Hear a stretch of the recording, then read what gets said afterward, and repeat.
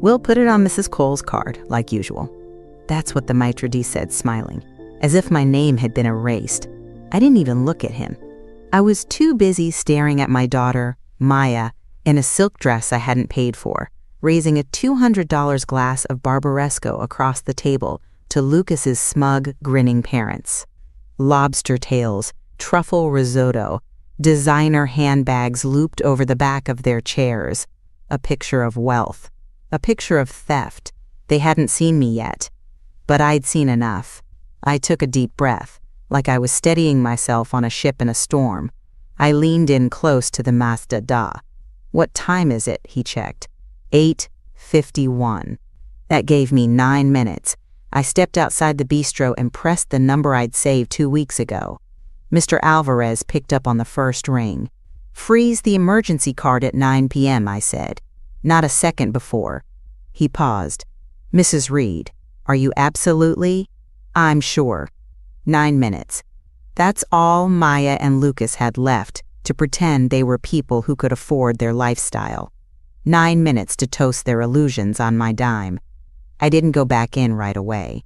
I stood just outside, watching them through the glass like strangers at a museum exhibit. They looked so polished, so proud, so sure I'd never notice. That card, my emergency card, was never meant for this. Not for champagne tastings or boutique clothes or shelling out for Lucas's parents like they were visiting heads of state. It was for real emergencies, rent, groceries. Maya knew that. Hell, she cried in my arms when I gave it to her after her father died. "You'll always have something," I told her. I just didn't know I would be the something. They were laughing now. Maya leaned over and kissed Lucas's cheek, like she hadn't lied to my face 3 days ago, and said they were tight this month and could I please cover the tax bill, just this once. I nearly did. Until the alert came in, one of many. I didn't storm in. I ordered a coffee at the corner table and waited, like I had been for months, quietly, alone, with the receipts piling up. At 9 o'clock, their world would change. No shouting. No meltdown. Just a silence they wouldn't be able to afford. Because this time, I'm not paying for the lie. They were laughing when the first charge came in. I could see it on Maya's face through the window. And just like that, the flashback hit me like a wave. I remembered carrying her to daycare that first morning. She was so small, one arm around my neck, the other clinging to my blouse, like she was holding on for dear life. "Mom," she whispered, breath hot against my ear. "Don't go." I'd kissed her temple and promised her, swore to her, I'll always be there. That promise lived in the miles I drove to get her to school when we had no gas money. It lived in the cold sandwiches I packed for myself so she could have hot lunch. It lived in the night shifts I picked up, in the shoes I didn't buy, in the clothes I hemmed instead of replaced. That promise grew roots in me. And now, that promise had been sold back to me by the daughter I raised in little monthly bites. Dinners, taxis, dress shops, quietly, thoughtlessly. She didn't ask me anymore. She just expected it. The emergency card was supposed to be a rope, a line I threw across the gap when she said she was drowning. But she turned it into a tap, one that never ran dry, one she never thanked me for. 3 weeks ago, she called crying because the oven broke. I sent money. The next day, she tagged a boutique in a photo, Maya's new favorite spot, and I saw the price tag still hanging from her sleeve. Last month, she told me she was too exhausted to cook. Lucas was traveling, work was too much. "Can you bring some of your lasagna?" So I did 3 trays, plus groceries for them. I watched her that night toss out the salad I'd made and order in sushi. They don't lie in big ways, just small, constant ones. White lies that stain over time. "It's just a dinner. It's only temporary. We'll pay you back." But they never do. And the truth is, I never asked them to. I wanted to believe Maya still needed me, still loved me, the way she did at 3, with her arms tight around my neck. But love doesn't drain your bank account and call it gratitude. Now I sat just beyond their table, watching the seconds pass on my phone. 8:56. This time, I'm the one letting go. and I'm not whispering anything when I do. 2 weeks ago, I sat at my kitchen table with a pot of coffee, 2 Advil, and every single monthly statement from the past year. I didn't do it out of paranoia. I did it because something had shifted, not overnight, but gradually, like a slow leak. 1,000 little excuses, 100 missed thank yous, and a charge at Barbaresco Bistro on a night they told me they were just staying in, so I started digging. I went line by line. Dates, merchants, amounts. Then I opened Maya's Instagram and started cross-referencing. Her stories were public, always had been. Maya loved an audience. July 16th, celebrating Lucas's promotion. 2 entrees, $126.49, charged to my card that same night. August 3rd, wine tasting day, $488 at Cielo Cellars, also me. August 21st, girls' spa day, $291.30, Lavender Ridge Spa. September 5th, our hearts and bellies are full, $232 at a farm-to-table place I couldn't pronounce. I printed them all, labeled them. Highlighted matching charges.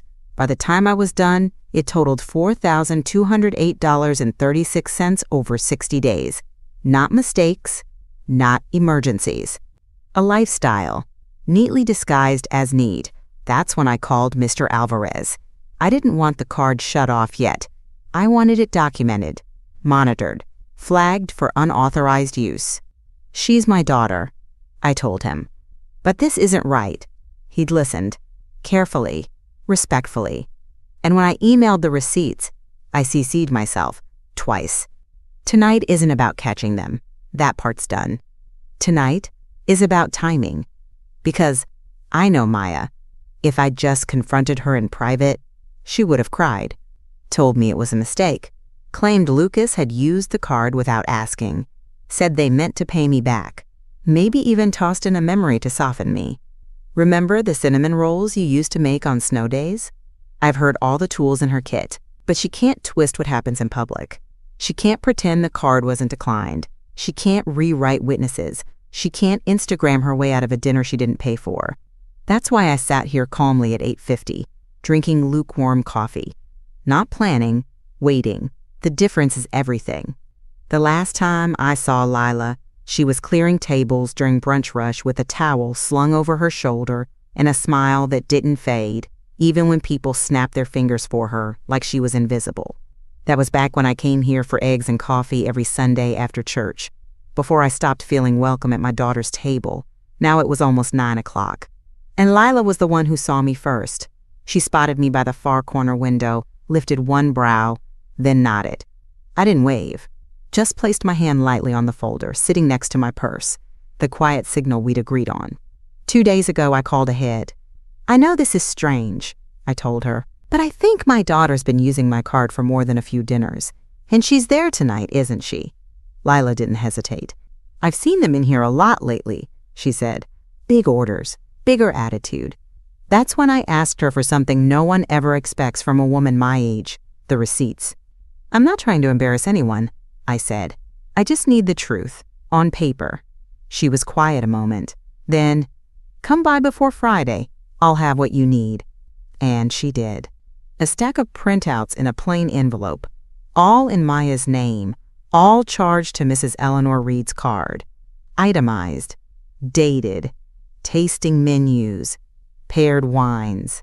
One night, they ordered a $14 side of grilled asparagus and didn't even finish it. Now, tonight, Lila walked past my table like she was checking the room, slipped a folded napkin beside my coffee cup, and kept walking. Inside it, manager on duty, witness present. I looked up and met her eyes across the room. She gave me the smallest, steadiest nod I've ever seen. That's the thing about people like Maya. They think the world runs on charm and convenience. They forget how many quiet women watch, serve, remember. They forget we talk. They forget we know. And sometimes, when the moment's right, we hand the truth to each other like folded napkins across a table. It would be easier to say this was just about the $4,200. That would make me sound bitter, maybe even petty. Old woman gets tired of footing the bill. Simple, digestible. But it isn't that simple. Money's just the receipt. What I'm really charging interest on is the disrespect, the slow erosion of boundaries. The way Maya's voice turned colder each time she asked for something. Like I owed it to her. Like she was doing me a favor by accepting my help. This dinner was never about getting paid back. It was about stopping the quiet theft of my future before it swallowed what's left of my peace. Maya doesn't know the truth yet, that my savings are thinner than they look. That I've had to dip into a retirement fund I once promised I wouldn't touch until I was really old. That if things kept going like this, I'd be out of options in 5 years. I didn't want to shame her. I wanted to warn her. But she doesn't hear warnings. Not until they sound like consequences. So I had to choose a different kind of voice. One she'd understand. One the room could hear. Not to humiliate her. Not to destroy her. Just to stop her. Because this isn't the kind of betrayal you yell about. This is the kind you address the way a surgeon cuts. Clean, direct, and with the full weight of understanding that if you don't remove the rot now, it spreads. Tonight has rules. No screaming, no scene, no tears if I can help it. I don't want to become the mother people film on their phones. I want to become the woman who makes people sit up straighter when she enters the room. That's why I called the bank. That's why I brought the folder. That's why I printed copies, not just for Maya, but for Mr. Alvarez and my lawyer. I won't just freeze a card. I'll protect the account. I won't just call her out. I'll cut her off, legally, emotionally, and clean, because I've made enough casseroles, I've said enough yeses, and I've swallowed enough quiet shame in the name of being the understanding one. From here on out, I'm not looking for gratitude. I'm enforcing boundaries. 8:58. I watched her thumb swipe across the screen, head tilted just slightly, lips pursed in concentration. The Maya pose. The one she uses when she's posting something she wants to look effortless but calculated. It showed up in my notifications seconds later. Nothing like a special night with the in-laws, #grateful, #family first, #Portland Bistro Life. There it was, a little video loop of their wine glasses clinking. Lobster. Laughter. The Cole parents smiling too wide. Lucas's hand resting on the small of her back like they were the stars of some prestige drama dinner scene. She didn't tag me, of course, because I wasn't invited, just included on the bill. But I still have family watching, and I've got my own kind of audience. So I opened the group text thread with my sister-in-law, Marianne, one of the last people left who remembers who Maya used to be before the curated version took over. I typed, "Hope they enjoy the night. I paid enough for it," and hit send. I knew what would happen next. Marianne has never been good at secrets, and she loves a subtle jab. 10 minutes later, she liked Maya's post, then commented, "So sweet." And after Eleanor already paid for that event earlier today, busy woman, I saw it pop up under the video. Just a sentence, not rude, not loud, but Maya's smile in the next story, the one she filmed while laughing into Lucas's shoulder, looked a little tighter because she saw it. She always sees it. And for the first time tonight, she wasn't sure how much I knew. That's the beauty of precision. You don't need to yell. You just tap the glass, let it rattle. I went back to my coffee and took another sip. Still bitter, but satisfying, because this wasn't the explosion. This was the tremor before the shift. I don't need a crowd on my side. I just need her to start wondering if I'm still playing the role she cast me in, the quiet, grateful mother who should feel lucky to be included in the caption. She can post all the filters she wants, but the bill's coming, and she's holding the wrong card. Before 9 o'clock, everything was in place. The card, the documents, the people who'd remember. I hadn't come to catch her. I came to confirm what I already knew. 2 days earlier, I sat at my kitchen table and built the case. Receipts from Lila, bank statements, screenshots of Maya's posts, every detail lined up in rows like soldiers. I highlighted charges, boutiques, wine bars, weekend stays, then matched each one to her digital breadcrumb trail. I typed a short professional email to Mr. Alvarez. Subject: non-authorized charges. Freeze request, Mr. Alvarez. Please find documentation of unauthorized charges made on the emergency card. I am requesting a freeze to be placed at exactly 9 p.m. on Friday. I attached the receipts, labeled everything, blind copied my lawyer. Then I printed hard copies and tucked them into a plain envelope. That envelope sat in my purse now, untouched. Not for drama, just readiness. Tonight, I came early, ordered coffee, took a table near the wall, not hiding, observing. At 8:57, I placed my phone screen up on the table. Ringer off. I didn't need to touch it. The timing was already set. Maya still hadn't seen me. She was 3 tables away, leaning into Lucas, laughing at something his father said. She touched her napkin to the corner of her mouth like she was on camera. Probably was. She always liked having an audience. Well, now she had one. Lila passed my table casually, setting down a folded napkin beside my coffee. Inside, written in tight handwriting, "Marco and I will back your story. Time-stamped logs saved." I didn't look up, just nodded once. It's easy to assume that being older means being invisible. They think we don't know what things cost, how cards work, how to set a digital trail. But I've seen more betrayals at work and in family than Maya's had birthdays. They forget that quiet women remember, and that when the moment comes, we don't shout, we document. I took another sip of coffee. 2 minutes to go.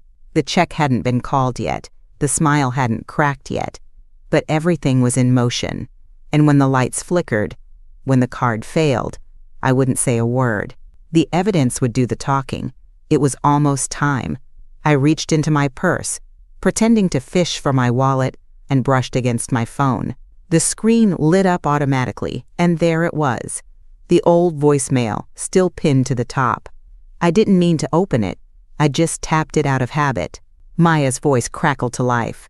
"I'll be okay, Mom. Don't worry. I just wanted to say thank you again for helping us with the rent. I know it's a lot. We'll pay you back when things are better. I promise." I remembered that day. She'd left the message after we sat on the floor of her empty living room, drinking tea out of mismatched mugs. Lucas had lost his job. They were 3 months behind on everything. Maya looked exhausted, hair in a knot, dark circles under her eyes. I brought groceries that week, paid the landlord, sent flowers to cheer her up. She cried when she hugged me. That was 5 years ago. Now I looked at her through the restaurant glass, draped in silk, fingers jeweled, smiling like she belonged to some life I'd never seen her earn. And suddenly, all I could picture was my kitchen, the late light, the same corner where her father used to stand peeling apples, his photo on the fridge, the envelope I once slipped into her coat pocket after she said, "We'll figure it out." I'd believed her promises. And now, I was watching her spend them. It wasn't the money. It was how fast she erased the struggle, how quickly I became background, an automatic deposit, a mother shaped like a safety net. I stared down at the table. The light from the pendant above me caught the edge of my teacup, casting a ripple across the folder. The silence hit deeper than the voicemail, because I realized I'd been holding on to that little message like it meant something, like it proved Maya still had a conscience. But all it proved was that she once knew how to sound sorry. I tucked the phone away and folded my hands in my lap. Across the room, the waiter approached their table with the check. 9 o'clock. Right on time. The moment hung in the air like the last note of a song. I watched the waiter nod politely, slide the folio onto their table, and step back. Maya reached for it, all smiles. No hesitation, no guilt, just habit. She didn't even glance at the card before handing it over. I knew which one it was. My emergency card, gold-edged, still bearing my name, though the lettering had started to wear from use. Lucas leaned back in his chair, grinning at his parents like he was about to deliver a well-rehearsed finale. That's when my phone buzzed. "Maya? Mom? You coming?" My stomach dropped. For a split second, I panicked, thought maybe she'd seen me. Maybe she was about to leave, or worse, that the waiter would walk away with the check before the freeze fully hit. But then another notification rolled in, right behind it. Instagram Maya Cole posted a new story. I tapped it open with one hand, eyes still locked on the table across the room. She'd posted a photo of dessert, some flourless chocolate thing with spun sugar and edible flowers, captioned, "Perfect night, just perfect." She wasn't texting because she saw me. She was texting because she wanted me to see, to feel the exclusion, the pageantry, the invitation to a room I was never meant to step into. Not physically, not emotionally. That text wasn't a check-in. It was a performance cue, a reminder that I still lived on the outskirts of her curated life. And just like that, the panic faded, because she was still in the spotlight, still blind to the setup. 9:01. The waiter stood politely at the edge of their table, folio in hand. Maya took it with practiced ease, smiling up at him as if she owned the place. Without missing a beat, she reached into her clutch and pulled out the emergency card. My card. Her fingers moved without thought. This wasn't a moment of debate. It was muscle memory. She didn't even look at the name on it. Lucas, legs crossed, leaned back and winked at the waiter like he was in on the arrangement. His mother was already adjusting her scarf, grabbing her purse. His father waved for the valet. No one even blinked. Because this was routine, I could feel my heart beating behind my ribs. Not fast, not wild, just steady, like it had been waiting for this moment. The waiter stepped away with the card. Maya sipped the last of her wine. Across the room, I stirred the ice in my empty water glass and let my eyes drift casually toward the door, as if I might be getting ready to leave. Then I saw it. The waiter reappeared at their table, card in hand. Maya blinked, confused. He leaned in, quietly, too low for me to hear, but not too low for the table next to them. The older woman in pearls leaned ever so slightly toward the conversation. Then the waiter said something louder, clear enough to carry, but still professional. "I'm so sorry, ma'am, the card has been declined." The silence that followed wasn't loud. It was surgical. Maya froze. Lucas's eyebrows drew together. His father looked annoyed. His mother tilted her head. Not surprised, not outraged, just curious. Maya tried to laugh it off, but her voice caught mid-breath. She opened her clutch again, searching, not for another card, for a story. A lie she could use to patch the moment before it bled out onto the tablecloth. Lucas leaned in, whispering something to her. She shook her head. The waiter waited, hands folded neatly in front of him. The table next to them wasn't pretending not to listen anymore. And me? I reached into my purse, not for my card, for the envelope. The receipts rustled softly as I slid them out, one edge peeking over the flap. No shouting, no grand gesture. Just a quiet walk across the floor, truth in hand, as the illusion finally cracked. 9:02. The first decline cracked the surface. The second one shattered it. Maya tried again. Same card, same smile, this time tighter, like a thread pulled too far. The waiter stepped away briefly, ran the charge again. I watched the screen light up from across the room as he swiped it. Declined. He returned, voice lower now. I couldn't hear the exact words, but I didn't need to. Lucas's expression told the story. His smirk vanished, like someone flipped a switch. He sat upright, shoulders stiff. "It's probably the network," Maya mumbled, too loud, eyes darting toward her in-laws. "Or fraud protection. Sometimes it flags places like this." It was a line I'd used once, 6 years ago, when I'd forgotten to tell the bank I was traveling. Maya had remembered. She just didn't realize the fraud flag had come from me. Across the table, Lucas's mother exhaled, one hand frozen mid-reach for her purse. She wasn't amused. She was embarrassed. And I knew, in that quiet moment of still forks and unfinished wine, that the mask had dropped. They weren't sophisticated. They weren't hosting. They weren't the couple everyone should envy. They were caught. I stood slowly, picked up the envelope, and walked.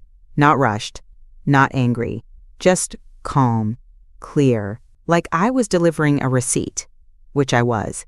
A few heads turned. The table next to them stopped pretending altogether. When I reached their table, Maya finally looked up. Her mouth opened. No words came. I didn't need to speak.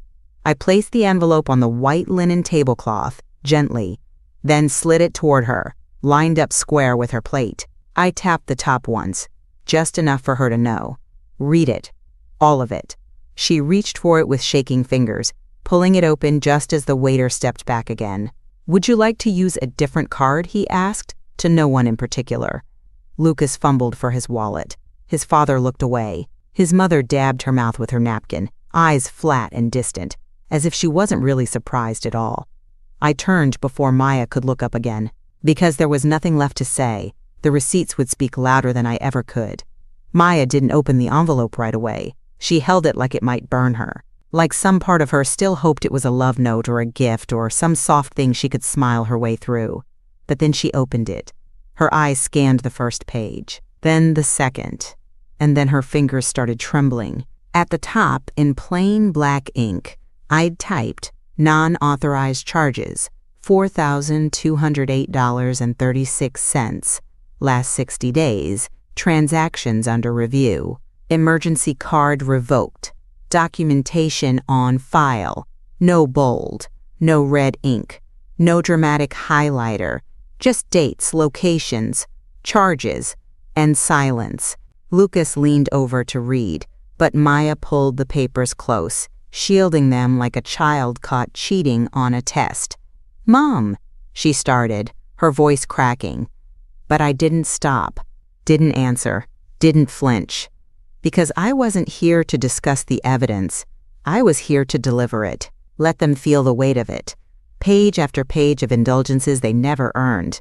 No emotion, just numbers. I saw Lucas's face shift, from confusion to something closer to calculation. His eyes jumped between the figures, his hand halfway to his jacket pocket. He was doing math. Damage control. That's when I knew. Maya hadn't acted alone. She'd made herself the face, but Lucas had been swiping right alongside her. They both drank the wine. They both took the weekend trips. And now they were both staring at a bill. A real one. Behind them, Lucas's parents sat frozen, not speaking, not interrupting. His mother gave me the smallest of nods. Not kind, not cruel, just acknowledgement. Maya tried one last reach. "Why are you doing this here?" she whispered, cheeks flushed.